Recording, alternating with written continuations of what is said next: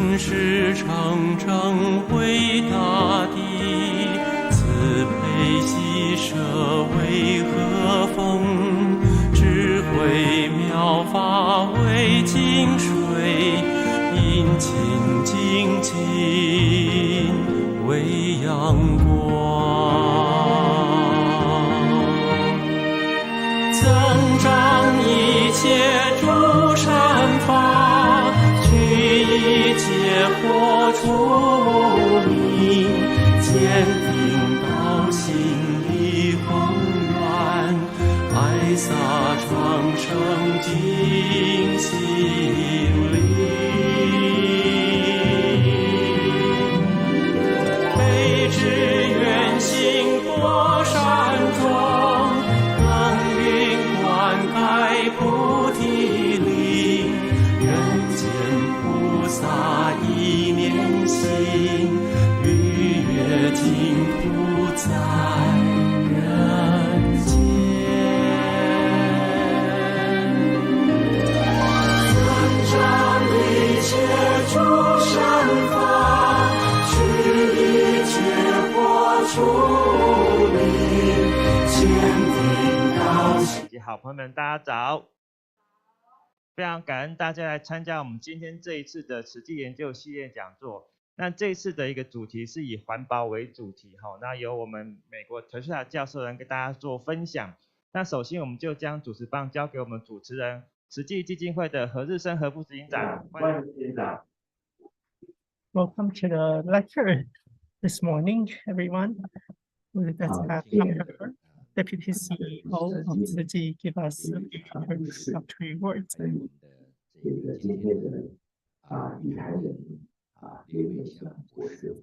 So we have with us today Teresa Zimmerman-Liu and Mei-Hsiang, professor from Yale University. We have many people joining us both online and live at the level. Good morning, everyone.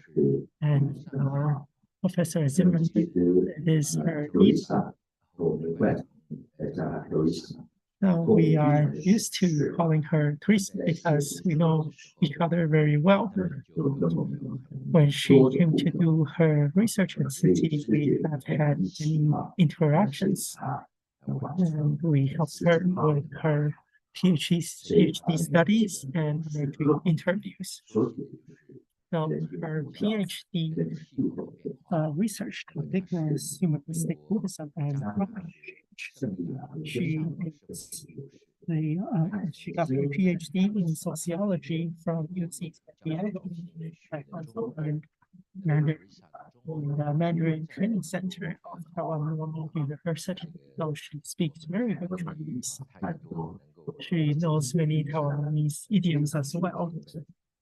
She's very talented. Now she teaches at California State University, Long Beach. She teaches her research includes culture and religion in Taiwan and China, as well as transnational movements and the sociology of the environment and sociology. Her dissertation was humanistic Buddhism and climate change, propagating the Buddhist ethic of compassion for people and the planet. She also knows Professor of Medicine. That is her supervising professor during her PhD studies. Professor Teresa, she graduated from UC San Diego with a Ph.D. in sociology, and she is now a lecturer in the California State University at Long Beach. Her research area including Chinese and Taiwanese cultural and religion global sociologies, transactional movements, sociology of the environment, and visual sociology. Her PhD dissertation, the title is Humanistic Buddhism and Climate Change, propagating the Bodhisattva ethic of compassion for people and the planet. And her advisor also is well-known scholar worldwide, Professor Richard Madison from UC San Diego. We welcome Professor Teresa Zimmerman to present his lecture today, and we are all honored to have her here. And secondary, I introduce the participant林美香教授他是我们在慈济大学通识教育中心的专任副教授。Next, I would like to introduce Professor Mei-Hsiang. She is from the National Education Center at Tzu Chi University. She has done a lot of research in environmental protection, and she will be discussing today after Professor Zimmerman's lecture. Let's welcome Professor Zimmerman. So my topic today is creating a moral imperative to protect the natural environment, Tzu Chi's environmental mission. When Master Zheng Yin first put out her call to the Tzu Chi volunteers, asking them to solve Taiwan's waste management problem on August 23rd, 1990, Tzu Chi had no specific teachings or practices related to environmentalism, and Taiwan's government did not have effective environmental policies beyond establishing a few national parks around the island. Master Zheng Yin's speech that night inspired one volunteer in Taichung to begin a recycling program in her neighborhood, and soon other Tzu Chi volunteers began working to develop what eventually became Tzu Chi's current multifaceted environmental mission. By 2006, anthropologist Robert Weller found that Taiwan's humanistic Buddhist groups, including Tzu Chi, were one of three important social forces promoting modern environmentalism on the island. Li and Han confirmed Weller's research with their quantitative analysis of the data from the 2009 Religious Attitudes module of Taiwan's Social Change Survey. They found that membership in Taiwan's Buddhist groups was significantly correlated with engagement in environmental behavior. Moreover, Taiwan has improved markedly in international rankings of environmental sustainability, with the greatest 10-year rate of improvement, 26.96% in all of East Asia, on Yale University's 2016 Environmental Performance Index. Therefore, Taiwan's Buddhist groups could be a model for other religious groups who want to develop and promote a pro-environmental religious ethic among their believers and societies. To better understand how Taiwan's humanistic Buddhist groups updated their religion to create a moral imperative to protect the natural environment among their believers and in Taiwan society, I engaged in a 4-year ethnographic study from 2015 to 2019 of the two groups that made environmentalism a core part of their teachings and practices, Buddhist Tzu Chi Foundation and Dharma Drum Mountain. I did participant observation at various sites belonging to these two groups and attended their classes, trainings, and events in Taiwan and California.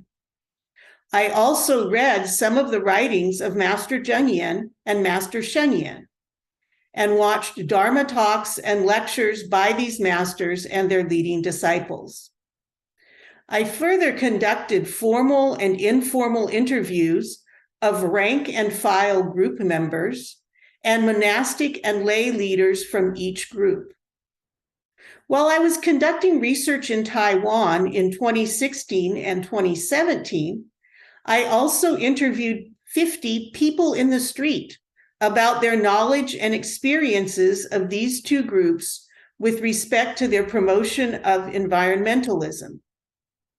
Before this project, my only experience of Buddhism was a college class and some basic library research.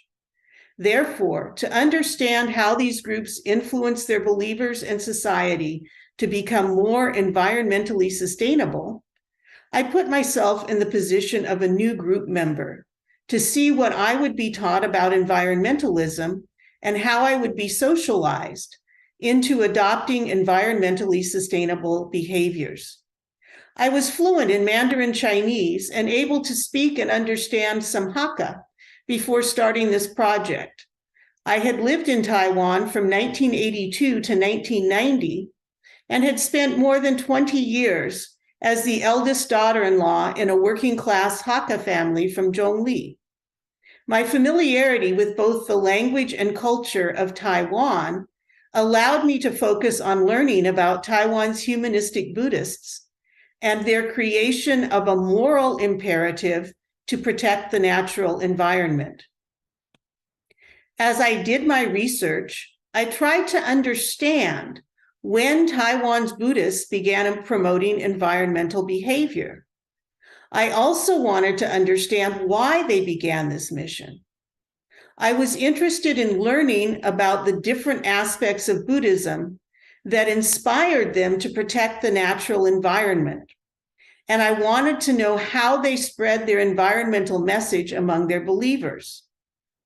I also wanted to learn why they had impact on the rest of Taiwan's society.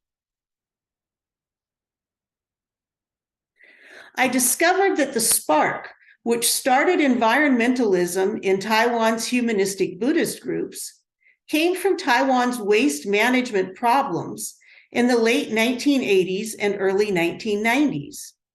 This was near the end of Taiwan's economic miracle era from 1979 to 1992.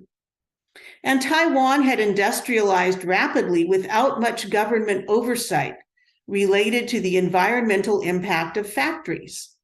Society had quickly moved from a traditional agrarian society to a cosmopolitan capitalistic society, and non-biodegradable waste had more than tripled in just 13 years. The island was not big enough to deal with all the garbage. Weller describes garbage wars across the island as cities refused to allow new garbage dumps to be built in their jurisdictions. Protesting citizens in Kaohsiung shut down the garbage dump for 37 days because they didn't want it expanded closer to their homes. The garbage trucks in Zhongli, where I was living at the time, would set fire to piles of trash at every street corner after their truck was full because they were only allowed to dump one load per day in the county dump. The Taoyuan dump was a garbage mountain that spontaneously combusted and burned for several months. Black toxic smoke from that fire blew all over Taoyuan County. Factories would secretly discharge toxic wastewater at night, contaminating the soil in neighboring farms and polluting the water for people living in the surrounding areas. It was a chaotic and sometimes violent situation that was detrimental to all life on the island. Master Zheng put out her call for environmentalism in 1990, asking Tzu Chi volunteers to clean up their neighborhoods and to begin recycling in response to this garbage problem that secular NGOs and the government were having difficulty resolving. Since the government had not yet developed an official recycling program, Tzu Chi volunteers had to research recycling in other countries and apply what they learned to the situation on the ground in Taiwan. I interviewed some Tzu Chi volunteers who had participated in Tzu Chi's efforts in the early 1990s. They told me that Master Zheng asked every Tzu Chi volunteer to spend time each week picking up trash in their community and then processing what they had collected so it could be sold to recyclers and made into other products. The volunteers learned how to wash the bottles and cans, to sort them by type. They learned how to sort paper, even cutting it so that each scrap would be recyclable. One volunteer told me that she did recycling work in her community for more than 10 years before the government finally started regular recycling collection in addition to trash collection. Several of my community interviewees told me that they learned how to rinse and sort their recyclables from the Tzu Chi volunteers in their neighborhoods, who encouraged their friends and neighbors to participate in cleaning up their community. Dharma Drum Mountain's Master Sheng Yin began promoting environmentalism in 1992. And we can see a general principle here that both Dharma masters responded to an environmental social crisis with a moral religious solution. Tzu Chi's solution was framed as service to the community, and Dharma Drum Mountain's solution was framed as personal cultivation, leading to environmentally friendly behaviors. As a religion, Buddhism emphasizes the law of karma and responding to the causes and conditions of the present situation. Some religions teach commandments that people feel are unrelated to society's current needs. The people then decide that the religions are outdated and ignore their moral teachings. In this instance, Master Zheng Yin and Master Sheng Yin correctly assessed the causes and conditions of the time and responded with appropriate moral teachings about protecting the natural environment. Furthermore, both groups continued to update their environmental behavioral norms as climate change and other environmental issues became prominent and needed to be addressed too. We can see this in the way that Tzu Chi's environmental mission developed over time. It started as community service to help clean up the island of Taiwan. But soon, Master Zheng Yin taught that doing this dirty, smelly recycling work was a good way to practice Buddhist cultivation. A religious element was brought in to help the volunteers understand why they should continue with this difficult mission, even though it was unpleasant. Eventually, environmental problems multiplied with global warming, pollution in the oceans, a shortage of clean drinking water, and drought from changing weather patterns. Master Zheng Yin encouraged the Tzu Chi volunteers to expand their efforts and work to educate society about vegetarianism to reduce methane emissions, water conservation to save this precious resource, and reducing consumer consumption to reduce each person's carbon footprint. Professors in Tzu Chi's universities also began working with farmers to develop drought-resistant methods of farming.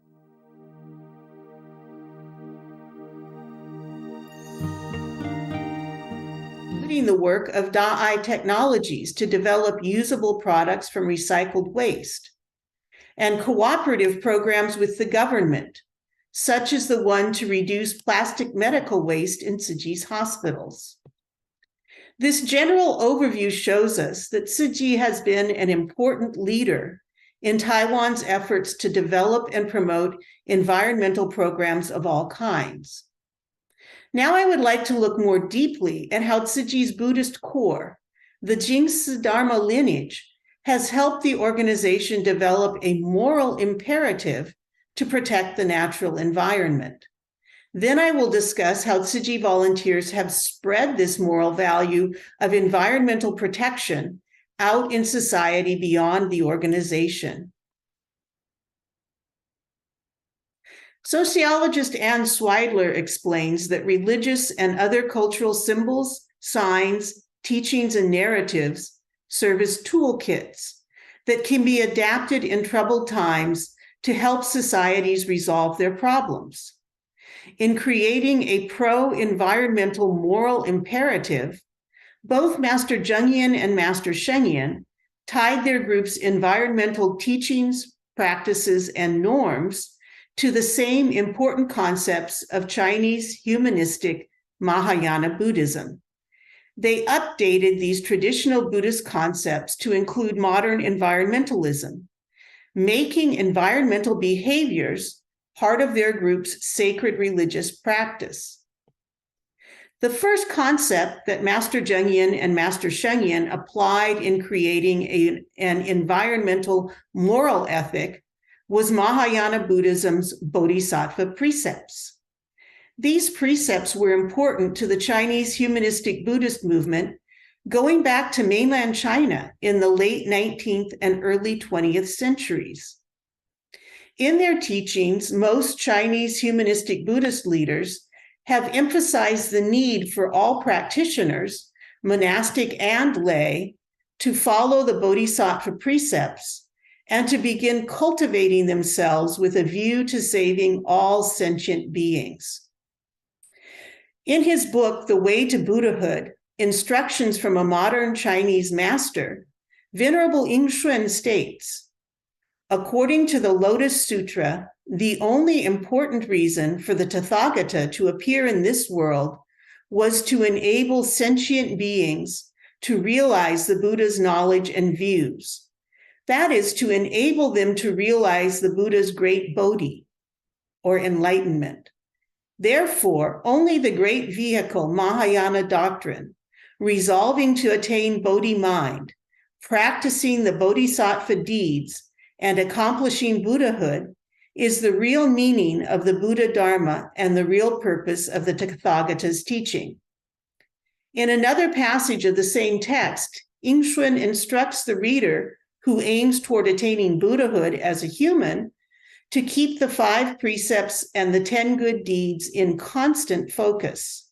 If they do this, they can be considered novice bodhisattvas, who are at the beginning of the 10 stages of the bodhisattva path. The goal of this practice and cultivation is for the practitioner to attain liberation, but also to combine their self-help with help for others and their own benefit with benefit for others. They hope to reach the other shore along with all sentient beings.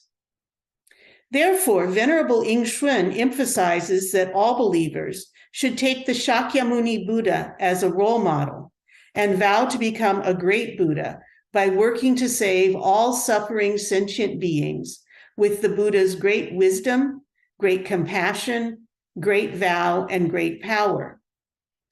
Likewise, Master Zheng Yin exhorts her followers to practice the 10 good deeds and to give rise to bodhicitta, believe in the karmic law of cause and effect, read and recite the great vehicle sutras, and diligently progress along the bodhisattva path.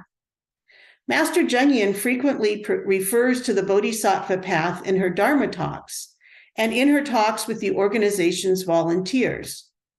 She often connects the charitable works undertaken by the organization with the bodhisattva path and exhorts her followers to cultivate themselves spiritually as they do good works when volunteering with Tzu Chi.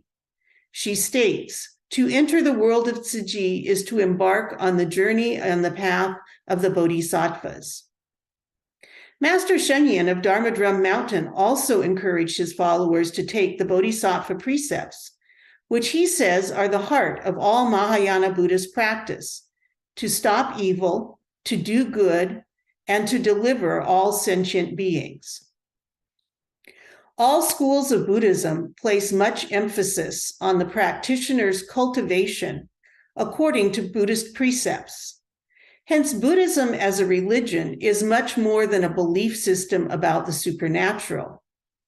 Buddhist studies scholar Rupert Gethin characterizes Buddhism as a system of training in conduct, meditation, and understanding that constitutes a path leading to the cessation of suffering. Buddhist precepts combine principles and practice in a system of training. Therefore, according to Columbia University professor Junfang Yu, Buddhists focus on moral and mental training, beginning with moral training, instead of merely following a certain set of rules and participating in certain rituals. The believer's self-cultivation in accordance with the Bodhisattva precepts can thus be considered an integral part of the sacred in Buddhism. This is significant to understanding how humanistic Buddhism is able to deeply influence the lifestyles of its practitioners. In following the Bodhisattva precepts, wisdom and compassion are the two main lines of cultivation for practitioners seeking to save all sentient beings as they progress along the Bodhisattva path. In Master Zheng Yin's 2008 book, Zhenshi Zhilu, or The True Path, she connects Tzu Chi's environmentalism to the Bodhisattva precepts when she states, Tzu Chi members practice environmentalism because they cannot bear that the earth be damaged.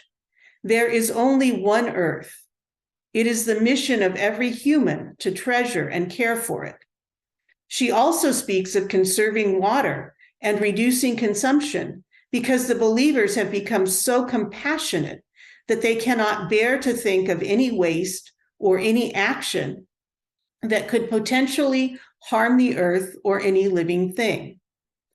Although Dharma Mountain's Master Shen Yin does not explicitly mention environmentalism in his teachings on the Bodhisattva precepts, his teachings place great emphasis on all sentient beings and on the equality of all beings because all are suffering in the cycle of death and rebirth.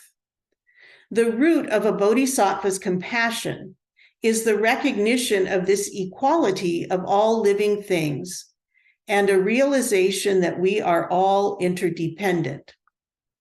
Thus, both groups tie their teachings and practices related to environmentalism into the central focus of their Mahayana Buddhist tradition, self-cultivation on the Bodhisattva path. Hence, the Bodhisattva precepts are an important component in the creation of a moral imperative to protect the natural environment.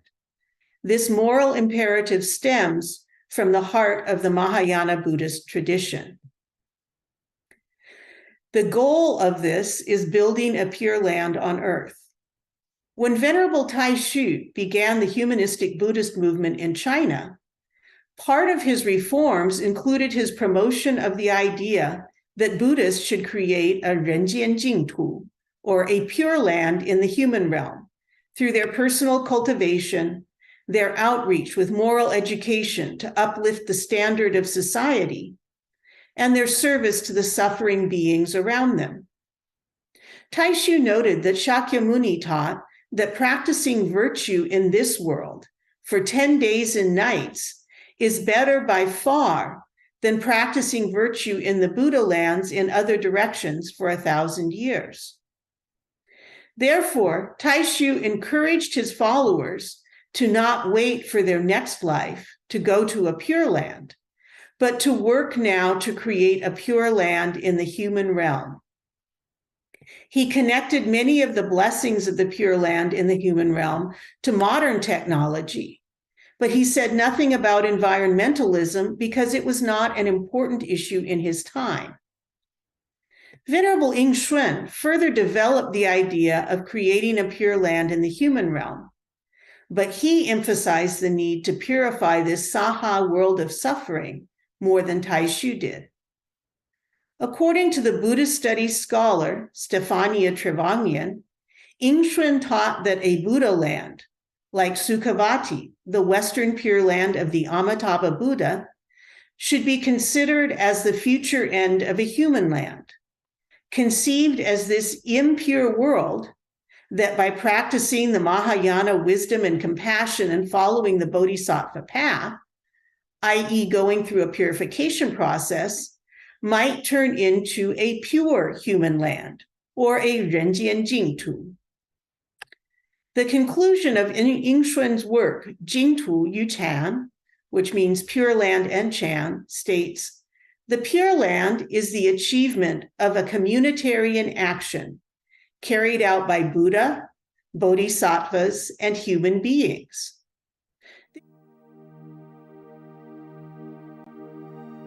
Practitioners to seek rebirth in Sukhavati or in any of the other Mahayana Buddha's pure lands. Instead, he advocated that humanistic Buddhists should follow the Bodhisattva path with a goal of purifying our Saha world of human suffering to create a pure land on earth. The founding Dharma masters of Tzu Chi and Dharma Drum Mountain seem to align with Venerable Yingxuan's teaching that the goal of their religion is to establish a pure land in the human realm, here and now on this earth. The translators of Venerable Zhengyin's book, 3 Ways to the Pure Land, The Essential Principles for Cultivating Pure Causes state, in the traditional interpretation, cultivating pure causes will cause us to be born in the pure land of Amita Buddha, the Buddha of infinite life and infinite light. However, the way that Master Zhengyin teaches about pure causes is different. Her focus is on how we can work to establish a pure land right here and now, in this world, in this life. Throughout Zhengyin's prolific ministry, she expresses the view that Sukhavati and other pure lands can only allow practitioners to achieve the level of an arhat, an individual who has achieved personal enlightenment and can escape the cycle of death and rebirth, but who has not yet attained to the level of a great Buddha in the Mahayana tradition, as great Buddhas focus on saving all suffering sentient beings. Therefore, Master Zhengyin states, someone once asked me, Master, when you pass away, will you go to the pure land of ultimate bliss? I replied without hesitating, I don't want to go there. I want to come back as a human being because the world needs us. Every one of us should vow to sacrifice ourselves and offer our work for the good of other people and persevere in carrying out that vow forever. Several of my informants from Tzu Chi reported that they had been inspired by Master Zhengyin's teachings to vow to return to this suffering human world, life after life, to continue following the Master in her compassionate efforts to purify the earth and to save all sentient beings. Furthermore, one of those informants directly connected her personal vow to return to this world, life after life, to save all sentient beings, with her current work in Tzu Chi's environmental protection mission at one of the Tzu Chi recycling centers in New Taipei City. This commissioner stated that she wanted to be sure the planet could support human life when she returned in her future lives. Master Zhengyin of Dharma Drum Mountain has also placed building a pure land on earth as the primary goal of his group's religious practice. Dharma Drum Mountain's official mission statement that hangs prominently in all its facilities is 提升人性,建立人间净土, which means uplift human character and build a pure land on earth. His monastic disciples further explain what their master meant by this slogan in Dharma Drum Mountain's classes on Buddhism. Dharma Drum Mountain's teachings align with the ideas of Yingxuan and Zhengyin in that they encourage the believers to work to improve this world, to create a pure land in the human realm today. They also state that the goal of Mahayana Buddhists is to follow Shakyamuni and the other great Buddhas in their efforts to save all sentient beings by returning to this Saha world of suffering and cultivating the Bodhisattva precepts life after life. Like Yingxuan, they state that through the communal effort of all Buddhist practitioners on the Bodhisattva path, our world can be transformed into a pure Buddha land, like those of Amitabha or the Medicine Buddha. Buddha studies scholar William Yaonang explains how Zhengyin connected the uplifting of human character to the purification of the believers' minds, while the building of a pure land on earth included both improving social relations and preserving the natural environment by reducing consumption and recycling. Because the followers of Buddhism should not only show compassionate concern towards sentient beings and the environment where these beings live, they should at the same time maintain the religious aspiration for the spiritual cultivation of their own minds so as to attain the goal of enlightenment. Hence, the goal of building a pure land on earth to save all sentient beings in our Saha world by pursuing the highest order of Buddhahood is another factor contributing to the moral imperative to protect the environment in Buddhist Tzu Chi Foundation and Dharma Drum Mountain. They have anchored their teachings about protecting the environment in two of the most important teachings in Chinese Buddhism, the Bodhisattva precepts of Mahayana Buddhism and the concept of a pure land. Because these teachings are popular and have been expounded by several famous modern Chinese Dharma masters, they help create a strong moral imperative to work to protect the environment. In addition to creating a moral imperative rooted in the fundamentals of Chinese humanistic Buddhism, the way that Tzu Chi preaches environmental protection is also important. The most sacred thing in Buddhist communities is their religious cultivation according to Buddhist precepts. Buddhist Dharma includes both teaching and practices. Therefore, Master Zheng Yin and Tzu Chi developed a practical recycling program to help deal with the garbage problem that gave the followers a practical way to cultivate themselves, as I described above. Religious studies scholar Jacob Needleman found that the integrated teachings and practices of Buddhism in America helped practitioners change their lives. Robert Bella and his associates found that the disciplined practice of Zen Buddhism caused pro-environmental lifestyle changes among believers in America. The integration of pro-environmental teachings, religious practices, and behavioral norms in Tzu Chi is a major factor contributing to the organization's ability to impact the members' lifestyles. One of Tzu Chi's important teachings is the practice of great love towards all living beings as part of the Bodhisattva path, which Master Zheng Yin teaches her followers consists of using time, space, and human relationships to bring Buddhism into their daily lives. She encourages her followers to create a group culture of practicing love for all living things as they work together in the various service projects of the organization. Thus, Tzu Chi's current teachings on environmentalism utilize the sacred Buddhist act of cultivating oneself as a bodhisattva, and they particularly emphasize the compassionate aspect of that value and symbol by encouraging Tzu Chi believers to engage in pro-environmental actions out of a heart of great love and compassion for all sentient beings. Tzu Chi's teachings are all pragmatic and tied to real-life examples because Master Zheng Yin follows the line of Buddhist thought that mindful religious practice leads first to wisdom and then to enlightenment.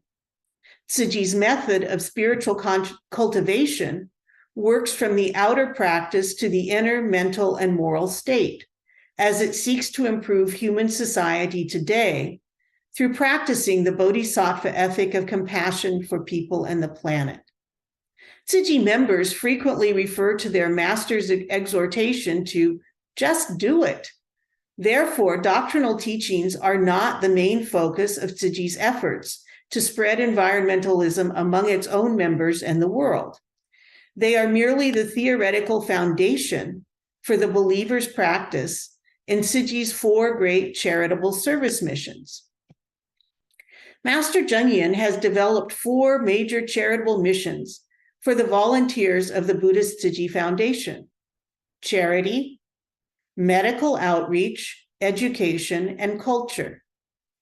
Each of these missions encompasses a second major submission, and the 4 pairs make up what Master Zheng Yin calls Tzu Chi's 8 footprints. Thus, charity includes giving aid to the poor and undertaking disaster relief missions around the world. The medical outreach mission has expanded from building and running hospitals in low-income areas to include the largest bone marrow donor registry in Asia. Education does not just include building and running schools from preschool through university, but also it now includes an element of community volunteerism, where the Tzu Chi members go out to improve society by teaching their neighbors. The final mission of culture represents Tzu Chi's efforts to improve society by promoting a culture of respect, compassion, and great love. Master Zheng Yin has placed Tzu Chi's environmental work into this mission, encouraging her followers to expand their loving kindness and compassion to include caring for the planet. In addition to having a specific line of environmental projects, Tzu Chi has also integrated green practices into all of its other missions. In 2017, I attended a vegetarian feast for the recipients of Tzu Chi Charity in a poor indigenous village in the mountains near Tzu Chi's abode of Still Thoughts Monastery in Hualien.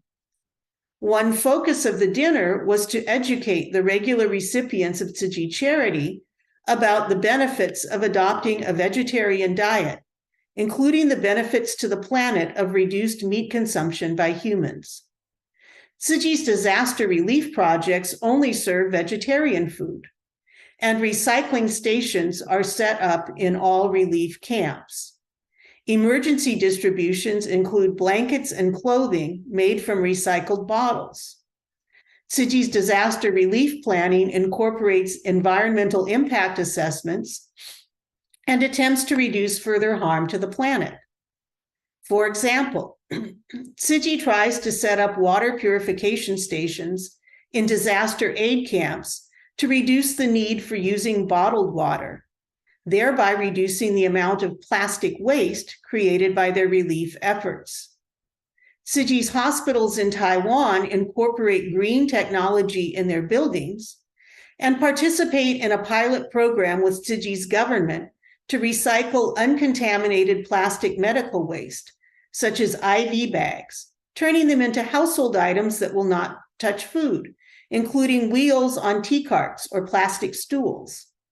Students in Tzu Chi's schools learn about environmentalism and are required to do community service in the recycling centers to get hands-on experience of Taiwan's waste disposal problems. Because environmentalism is integrated into all aspects of Tzu Chi's charitable service, each volunteer is trained to consider environmental sustainability, even if he or she is not volunteering at an official environmental project. Hence, Tzu Chi volunteers tend to be very conscious of the environment and comparatively knowledgeable about environmentally sustainable ways to live and work. In addition to Dharma teachings and group practices, Tzu Chi has a detailed set of behavioral norms for its members' private lives. These norms are seen as the best practices for individuals cultivating themselves on the Bodhisattva path. They are also the guidelines for Tzu Chi volunteers to use as they serve as role models for other people in society.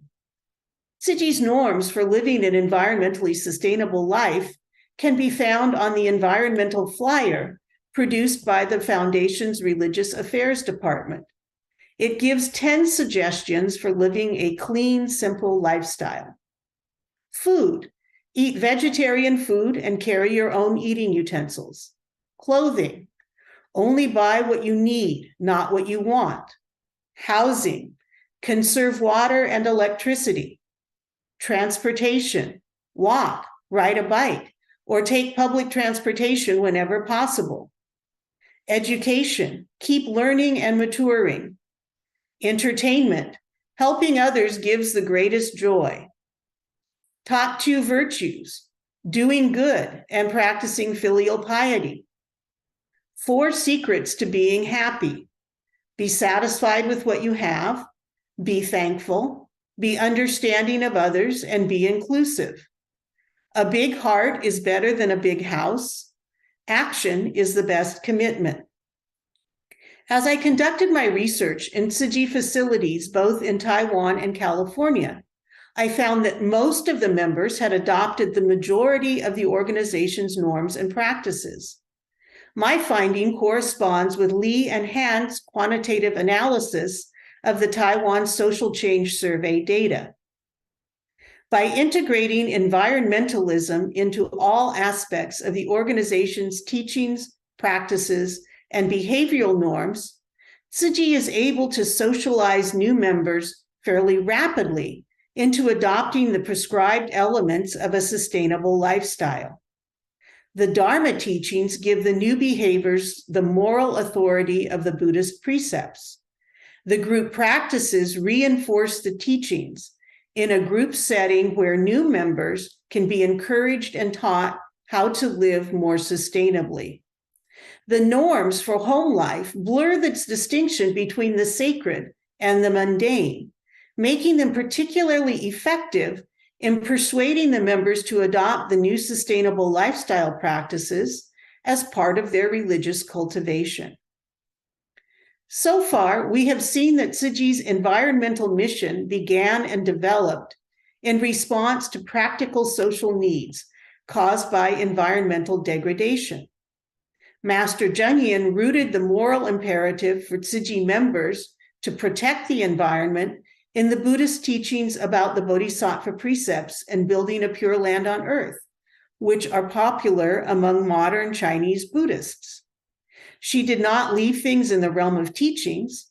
Instead, she and the Tzu Chi leaders worked to develop an integrated system of teachings, group practices, and individual behavioral norms that wove environmentally sustainable behaviors into all of Tzu Chi's service missions and all of the Tzu Chi trainings. These factors help Tzu Chi volunteers, new and old, change their lifestyles and live more sustainably. A large part of Tzu Chi's mission to build a pure land on earth is related to improving society through community service and community education. This means that Tzu Chi volunteers go out into the community to teach people about the moral imperative to change our lifestyles and save the planet. When the volunteers go out, they apply the Buddhist principle of upaya, or skillful means, to adapt their teachings to resonate with their audience. I analyze their shifts in framing the teaching in two ways. First, I look at the discourse system that they are using at a particular moment, and then I look at the response from their audience. Many of you are probably wondering what I mean by discourse system. This is a social science, communication studies concept that says every modern society is made up of different groups, and each group has its own set of symbols, ideologies, narratives, and social norms. This idea was proposed by the scholars Scullin, and Jones, who say, any group can have a unique ideology, unique forms of discourse, unique patterns of relating, and unique systems for the socialization of its members.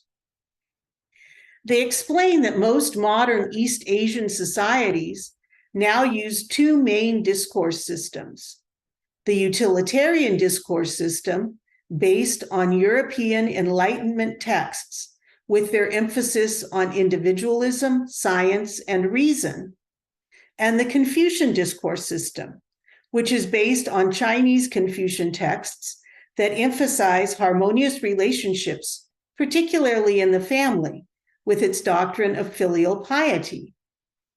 People in East Asia tend to use the utilitarian discourse system for business and work, but they still use the Confucian discourse system to manage their family relationships. Each religious group has its own discourse system too.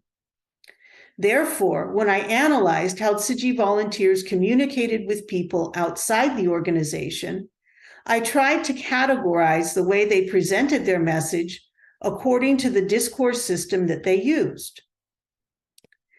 The first set of people who resonated well with Tzu Chi's teachings in Taiwan and in the United States are Buddhist practitioners who like Master Zheng Yin's Dharma, with her emphasis on practically serving society.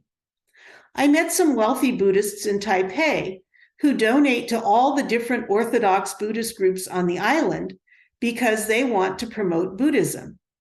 They said that they admired Tzu Chi's work because it is rooted in Buddhist Dharma and helps make Buddhism popular. I also met American Tzu Chi volunteers who are not Chinese. Some of them are Buddhist.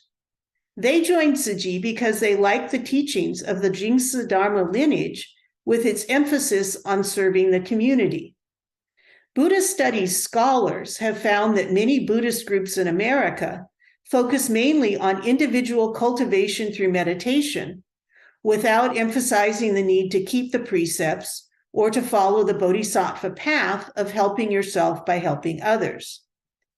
These American Buddhist volunteers told me that they had joined Tzu Chi because Master Zheng Yin offered them a way to be Buddhist that resonated with their personal value of serving others.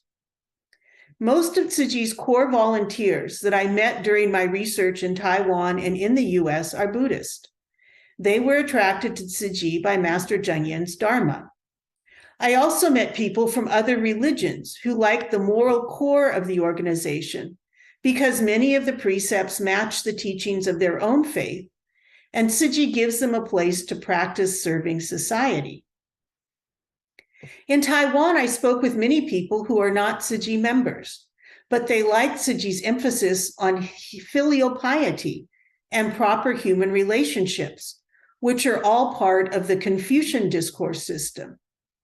I attended a performance of the Sutra of Filial Piety during the 7th lunar month in 2017. This performance was part of Tzu Chi's campaign to promote vegetarianism to combat global warming. The performance took place in the city of Taidong, and it included students and teachers from 9 schools in the area that had received help from Tzu Chi to have the classrooms retrofitted against typhoons and earthquakes. The performance took place in a large auditorium, and it was broadcast on Da'ai television. The people in the audience in Taidong enjoyed the show, and several of my neighbors in Hualien watched the show on television.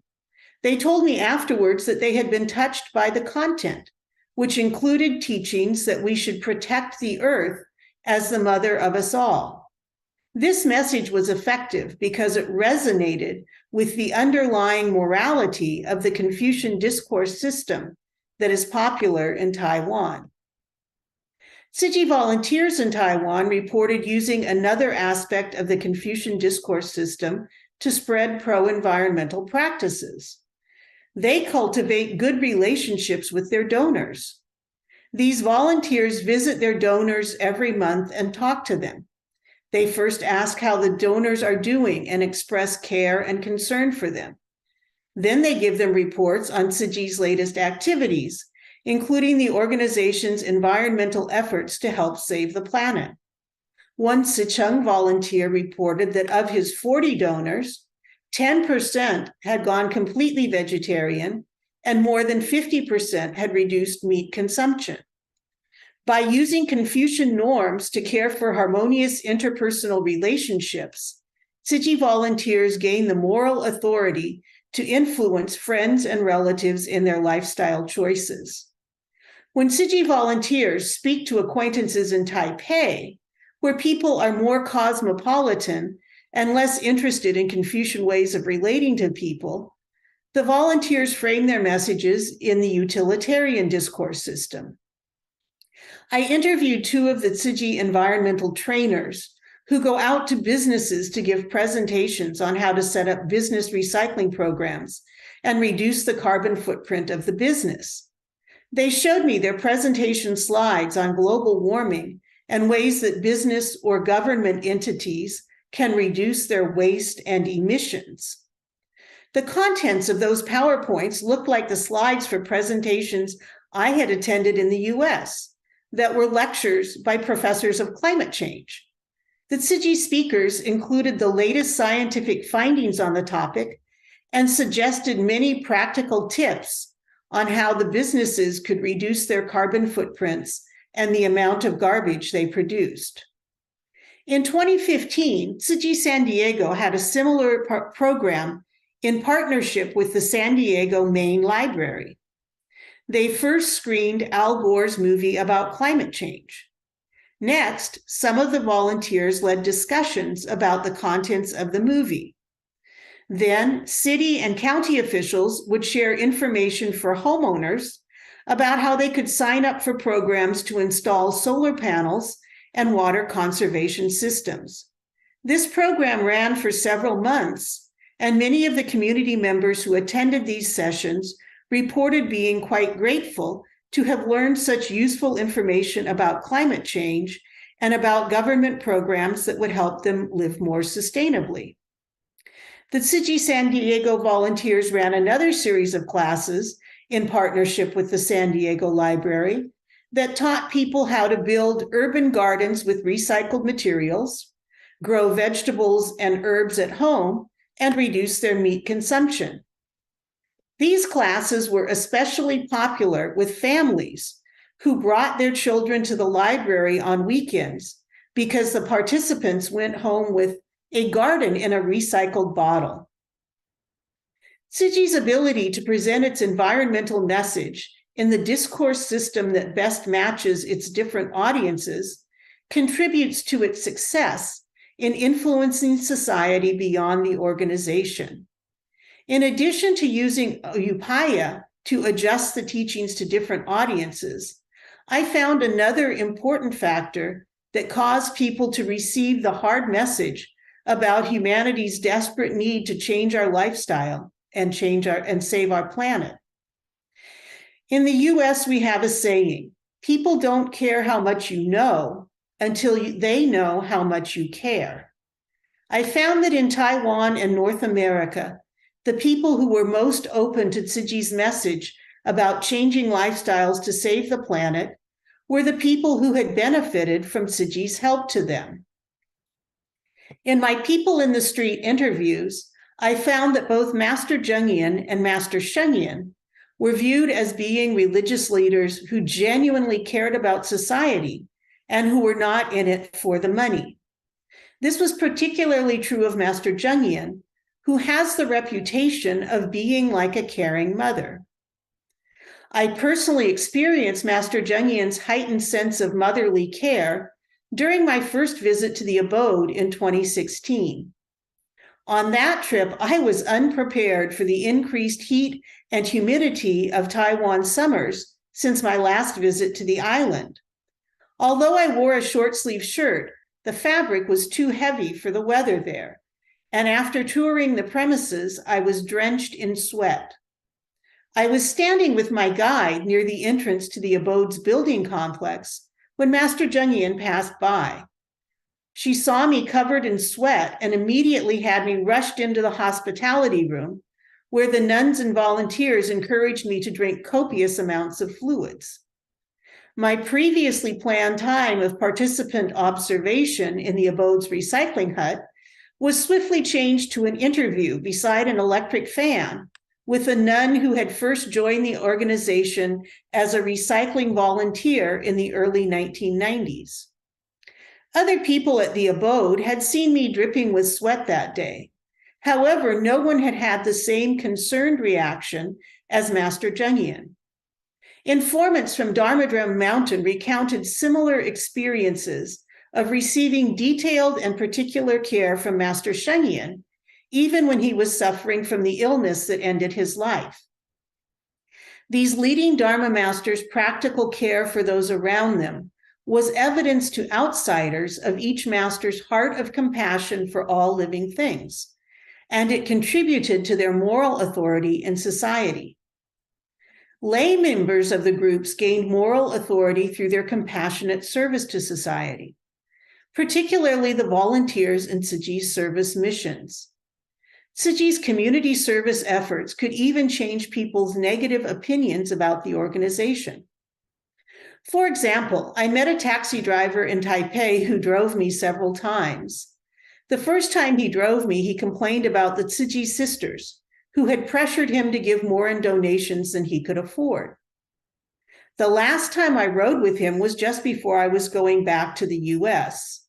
He was looking for me near my hotel because his home had been flooded in the severe rains of October 2017, and the Tzu Chi volunteers had arrived to save him and his family 30 minutes before the government rescue workers got there. This timely help completely changed his attitude. He had nothing but praise for the organization, and he wanted me to know that he retracted his earlier complaints. He said he had been hoping to see me again so he could correct the record. Another example from North America is the Tzu Chi Elementary School in Tijuana, Mexico. The Tzu Chi San Diego volunteers support the school, and Master Zheng Yin has given the school funding to build classrooms. Tzu Chi has also provided children's books on morality and living sustainably. The school principal and some of the teachers have visited the abode twice. I visited the school in 2016, and the principal told me about the school recycling program that she had set up after her first visit to the abode. She began by teaching all the students and their families about recycling and keeping their community clean. Then she used the school as a recycling point for the community. She visited the abode a second time in 2017 when I was doing my research in Taiwan. That time, she and two teachers stayed for a week and got used to the vegetarian diet in the abode. When she brought a group of families from the school to San Diego for the year-end blessing ceremony in 2018, I spoke with the principal and those two teachers again. They were still fully vegetarian, and they were promoting vegetarian diets among the school students and their families. These people got to know Tzu Chi through the organization's charity programs. Because the charity was so helpful, they opened their minds to Tzu Chi's teachings about recycling and vegetarianism, practices which are almost unheard of in their own community. Because Tzu Chi's timely help had warmed their hearts, they were able to receive and practice some of Tzu Chi's teachings about the environment. In the final analysis, Tzu Chi's environmental mission shows us that creating a moral imperative to protect the natural environment depends on putting forth pro-environmental teachings and lifestyle practices as the solution to a recognized urgent social need caused by environmental degradation. In order for the new morality to be accepted broadly, it must combine the moral teachings about protecting the environment with practical ways that people can take action. These environmental teachings need to be presented in narratives that resonate with the discourse system of each specific audience. And most of all, the promoters of the new moral ethic of environmentalism need to build up their moral authority in society by serving the people whose lifestyles they are trying to change. In the final analysis, people will care about a group's teachings and accept their suggestions when they deeply know that the group members care about them personally.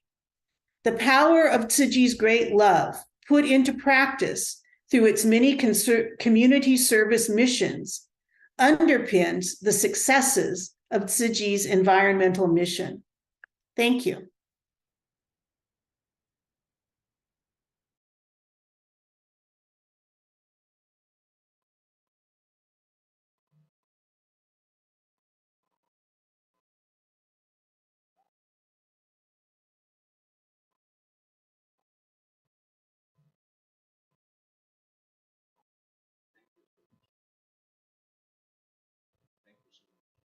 Teresa Zimmerman is a wonderful presentation.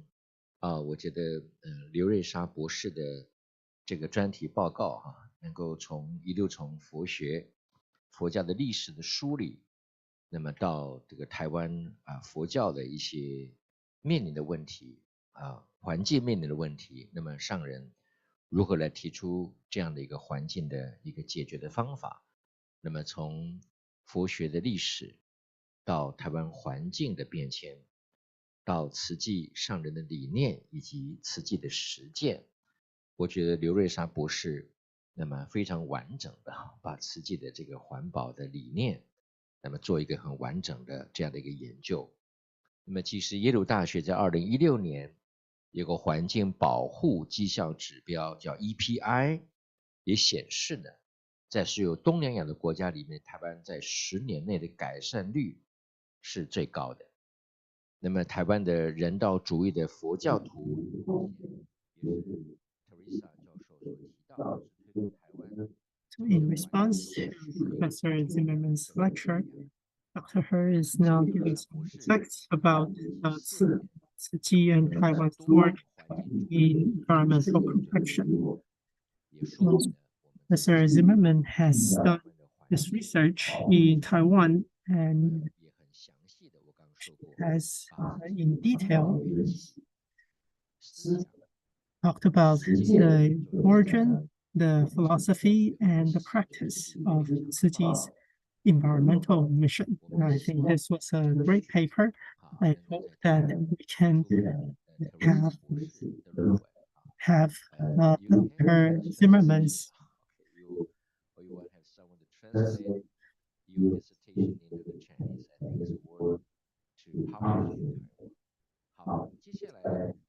Next, we are very grateful to Professor Mei-Hsiang from Tzu Chi University to be the discussant of the lecture. She has written many papers that have been published in various journals. This is about the promotion of environmental protection, as well as its relationship with Confucianism. She has a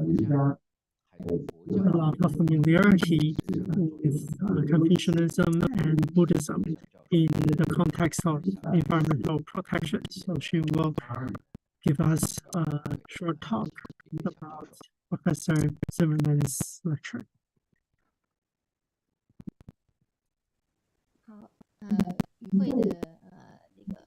Dear everyone, hi everyone. I think that today I'm very honored to have heard Professor Zimmerman's talk on Tzu Chi's promotion of environmentalism.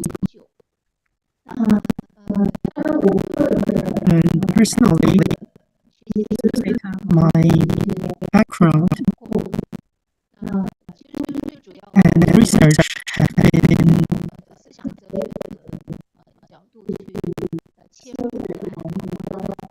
focused on the philosophical examination of environmental issues. Environmentalism is a type of social trend. This is a big focus of my research. It reflects the problems that are faced by the entire humanity. This is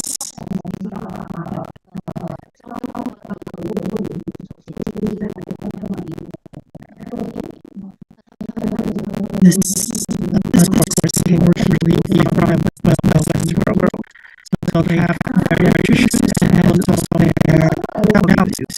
In the West, the source of their development in my research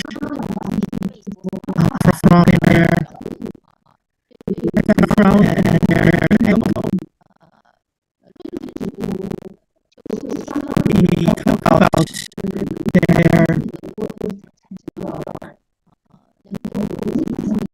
We talk about their thoughts that are impactful. From their angle, we will talk about their thoughts are including religion. But in Eastern societies, environmentalism, as Dr. Liu has said, in her field and observations, the situation in Taiwan. So from in Taiwan context, when we think about environmental problems, I think this is a very complete lecture. looking at it from what Tzu Chi has done and how environmentalism has developed. And from my personal research, I think that Dr. Zimmerman's lecture has a substantial content.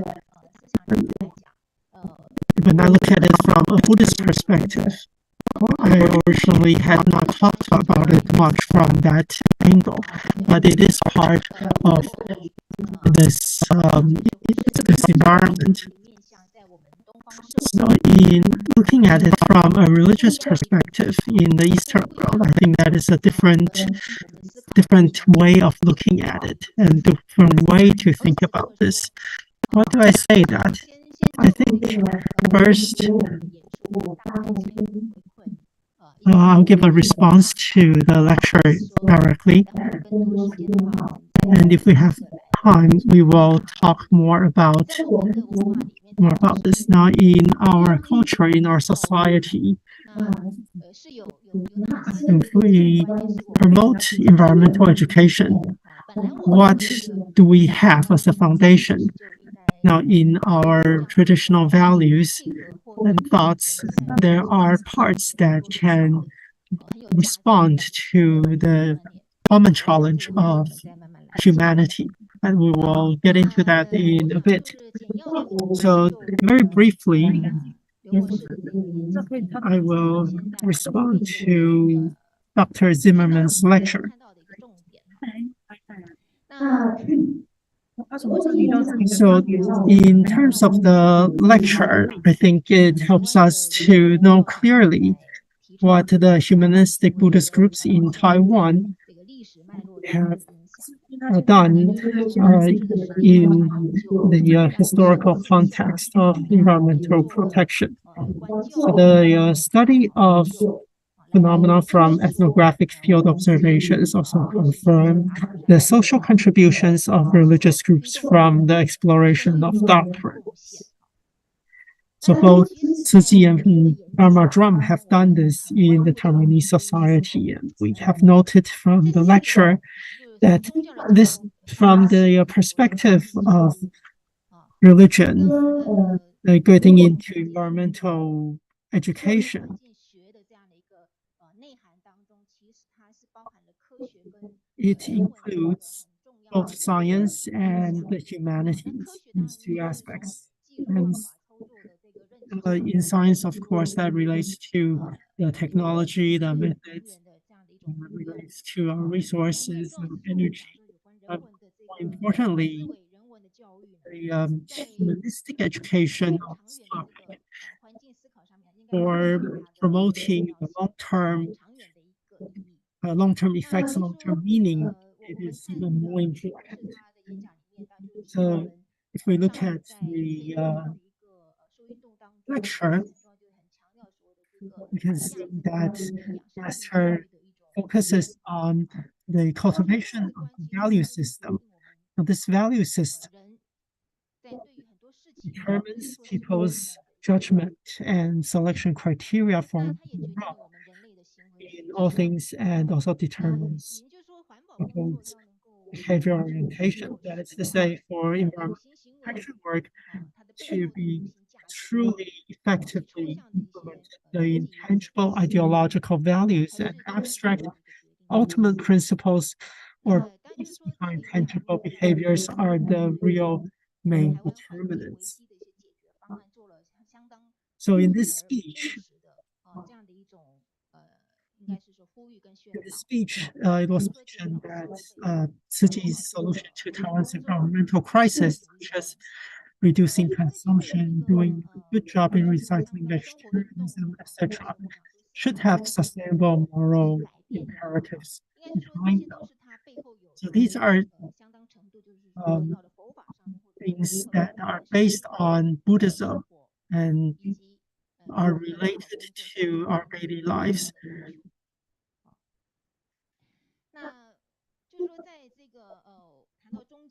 So in terms of religious organizations and their environmental education, how they put it into practice, and central focus of their Mahayana tradition.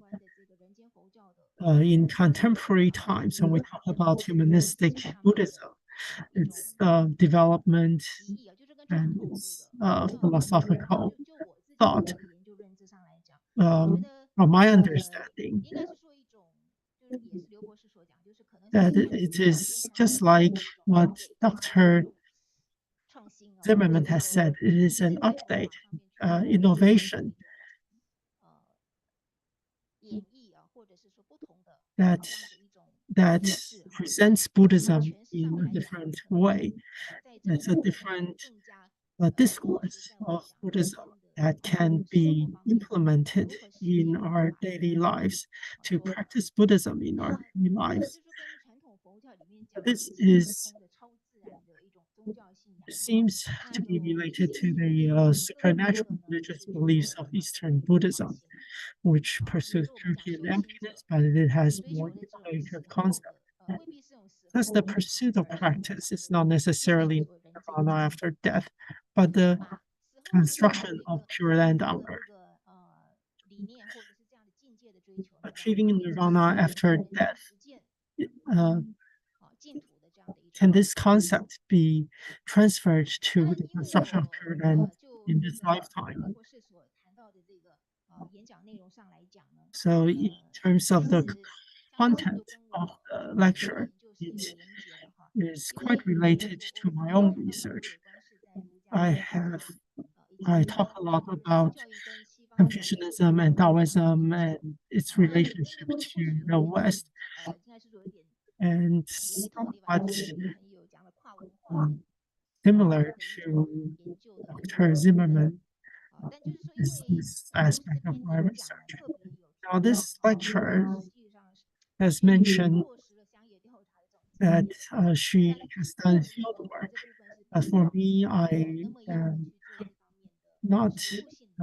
have not done this type of study, but I give classes at Tzu Chi in life education, environmental education, and in my own teaching experience,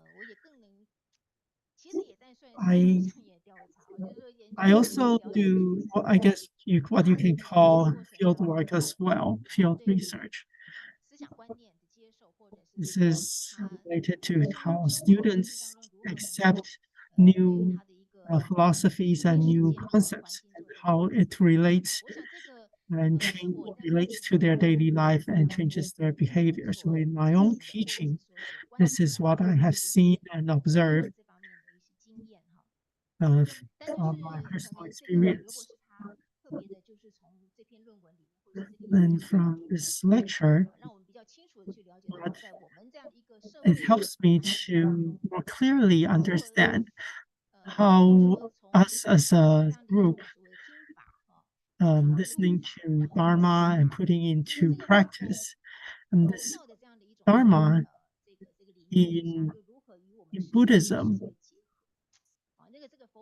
how the content of Buddhism can be extended and understood.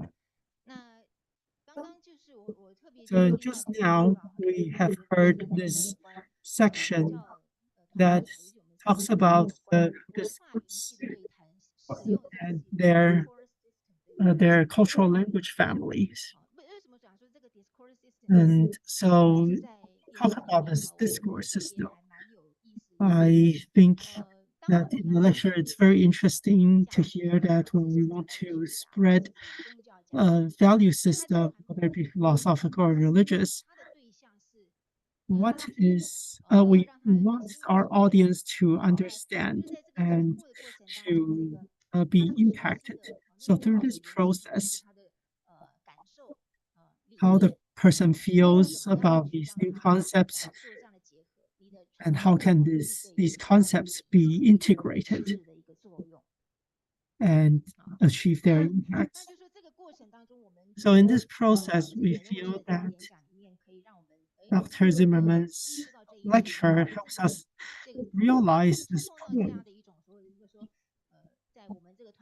it touches on how us in this group can utilize this understanding of culture and observation of society and translate it into language that everyone can understand so that they can be moved and spread Buddhism in this way. So I think that when it comes to environmentalism, I'm going to approach it from this angle. The changes in the world are further from ideals we have in mind. And the degree to which the environment has deteriorated has surpassed our imagination. The way that nature works is not something that we can completely control. And humans still have limited capability in this natural system. So as people realize that all kinds of human behavior and destruction have endangered the survival of human beings, human thinking must also be changed. Ecological ethics in the West developed under this realistic background, which can also be said the summation of human beings' sense of urgency and rationality for this ecological crisis and how we can do something, make more efforts to eliminate ecological crisis. From this angle, I think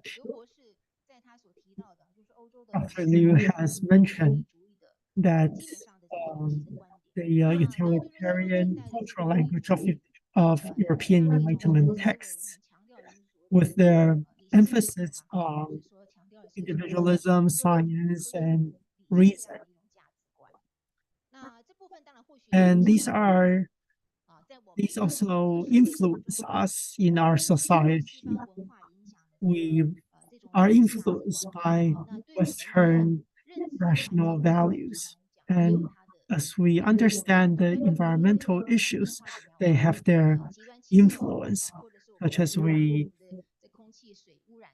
can contemplate the climate change, contemplate the condition of our soil. It helps us to sense the existence of these problems and what we should change. So from a more rational point of view, we can observe and research different methods and consider what can be changed.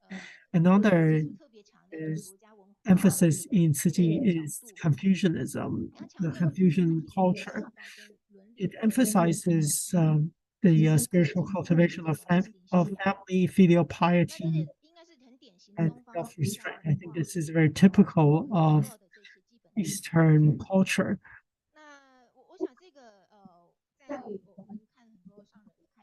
As we hear masters' teachings, as it pertains to these topics, when we study master's philosophy or from Buddhism or traditional Eastern cultures, we will be able to get a better understanding as these traditions stress, they emphasize human affection, which may be closer to the emotional pursuit of Eastern people. And these will help us connect these ideas with the cultural tradition here, so they are not disjoint. See our education and our government policies.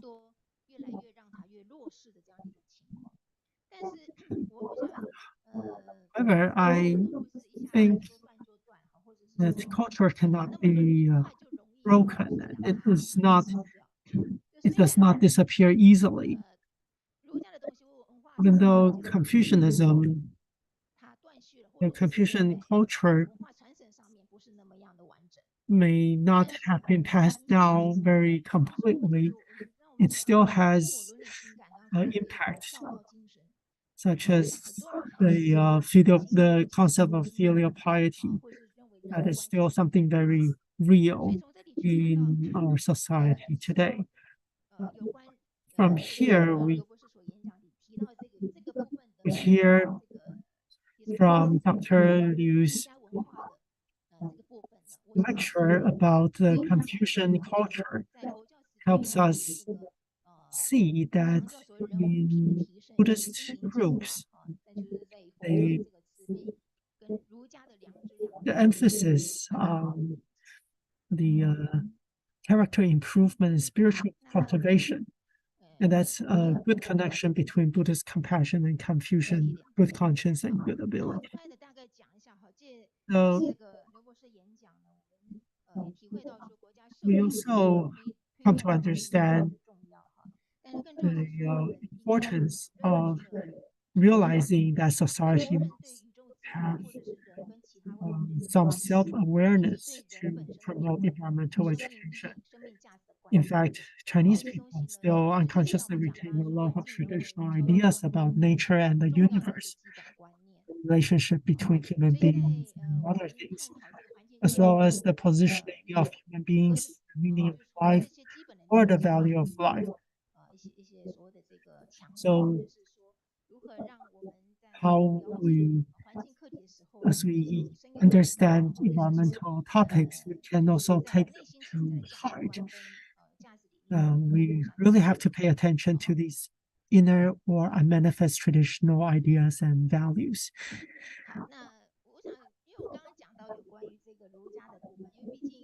So I mentioned something about Confucianism. That is a big part of my research. In terms of traditional Confucianism, moral practice and self-observation in the present world can deeply expand and elevate human problems to a level of how to face nature, which is heaven and the survival of society.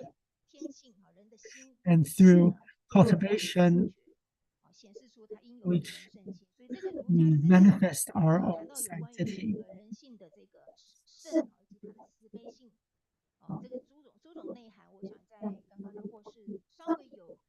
So Dr. Zimmerman has touched upon this as well.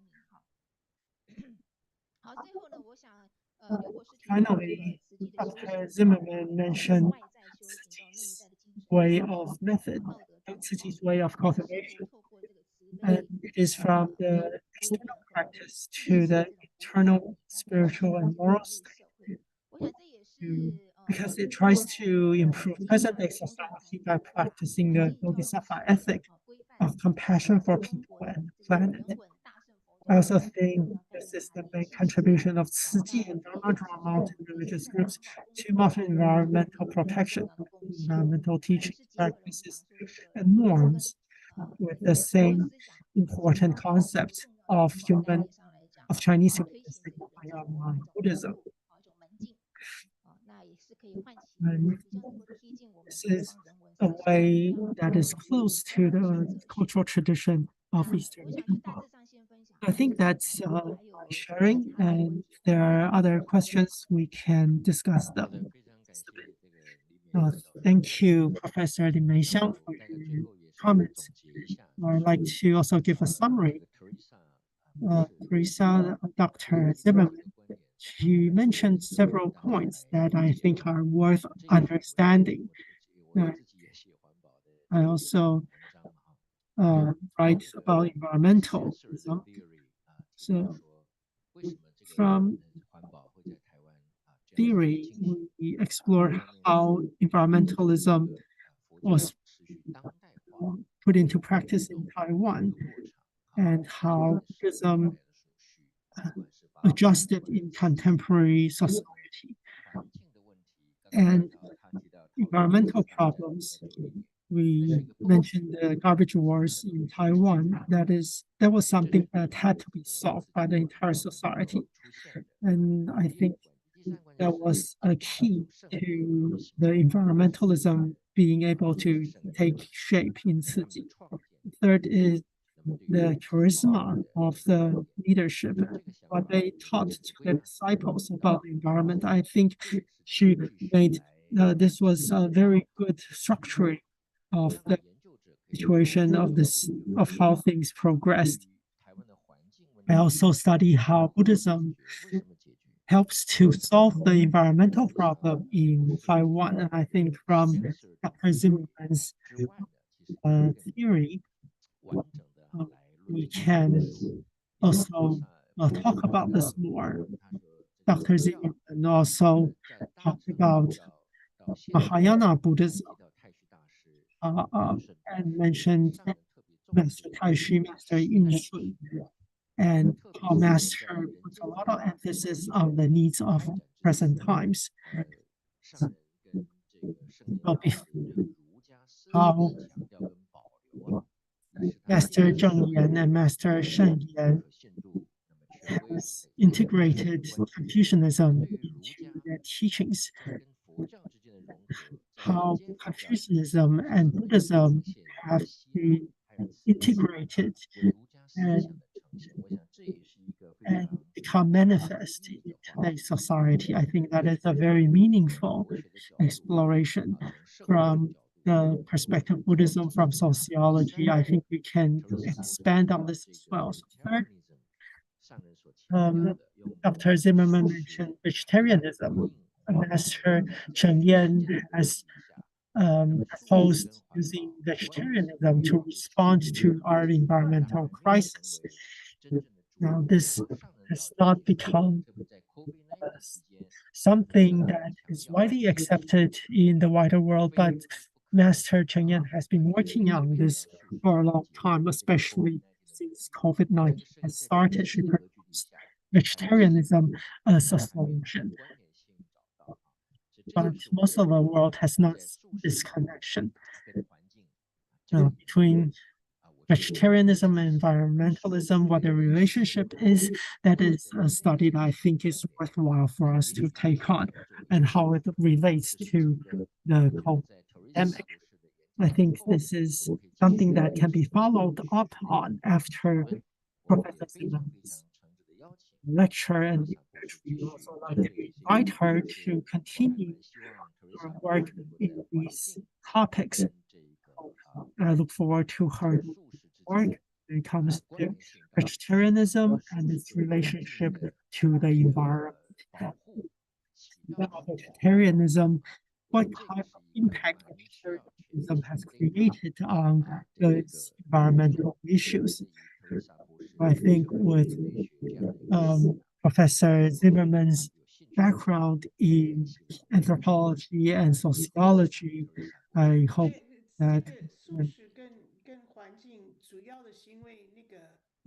vegetarianism connects to environmentalism in a big way through the methane emissions. When I was in San Diego, I was working with two scientists working on climate change.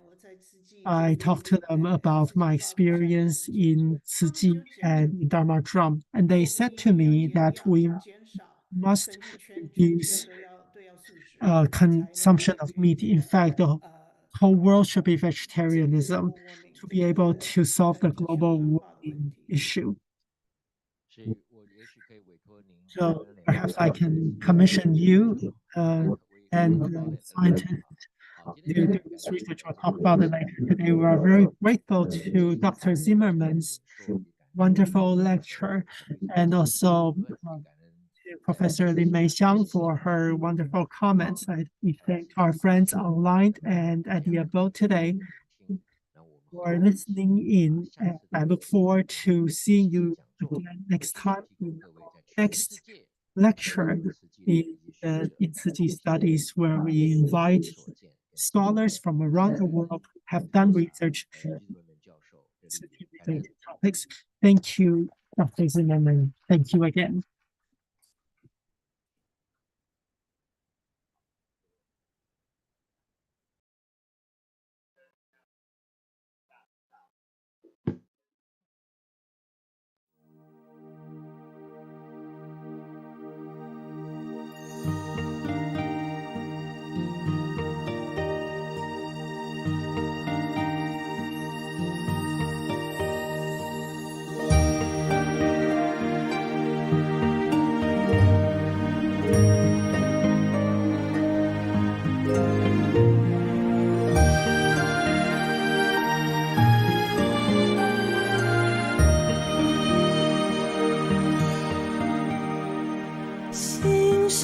纯真回大地，慈悲喜舍为和风，智慧妙法为净水，应清净